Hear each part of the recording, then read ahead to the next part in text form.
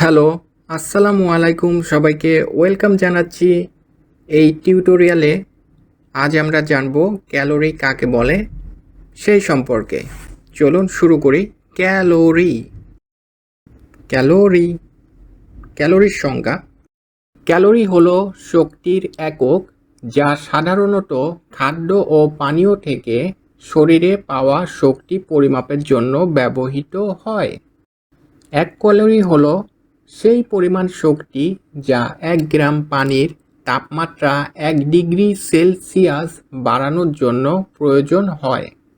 খাদ্য ও পুষ্টিবিজ্ঞান এবং দৈনন্দিন জীবনে ক্যালোরিকে সাধারণত কিলো ক্যালোরি হিসেবেও উল্লেখ করা হয়।